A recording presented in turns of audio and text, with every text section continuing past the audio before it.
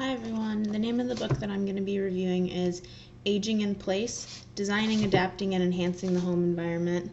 It has two different authors, and as an occupational therapist, it's a pretty cool book for me to be able to read a little bit more about, just because it's based on things that I see and do and try to evaluate in my everyday line of work.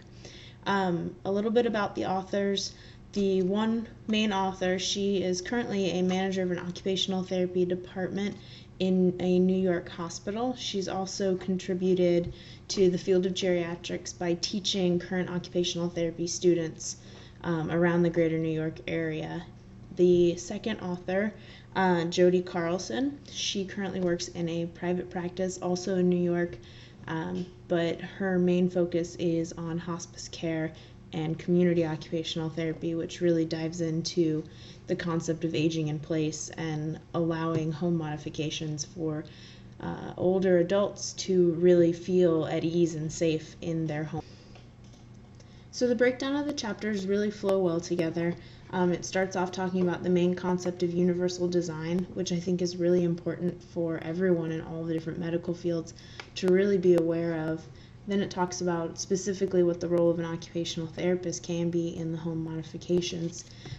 It gives a really good case study for the ADA, then goes on to talking about how important aging in place really is and how it can promote self-maintenance and really just mutual care for each other, and how it socially helps the elder community grow and be able to bond and link together. Then there's a pilot study that goes into talking about the quality of life based on the kind of housing that an elder person has, and trying to find if there are any correlations between living at home and dying versus being in hospice care or in a hospital setting. Then it goes on to show the results of the pilot study, talking about the independence of actual home modification and how liberating that can be for somebody who wants to be at home.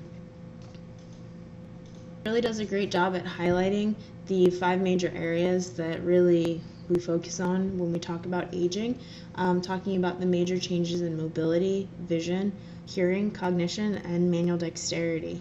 As we get older, our body just starts to degenerate, and some of those things aren't as sharp, so we're really forced to jump into a major universal design scenario where we're taking everyday environments and products and really making them usable for everyone.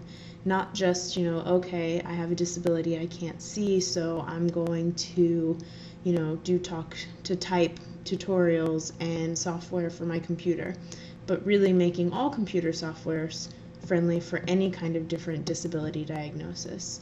More examples would be just building layouts and blueprints, different verbiage use and signs, just having braille on menus and things like that.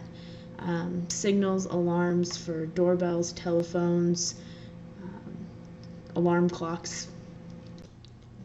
The universal design was actually started by the disabled community because they were frustrated with the lack of availability of all of these products, and also because mainly they were really concerned about the misconception that it was giving people with disabilities by segregating them to be able to use these different types of environmental products and things that they just felt like they were getting separated and segregated for using.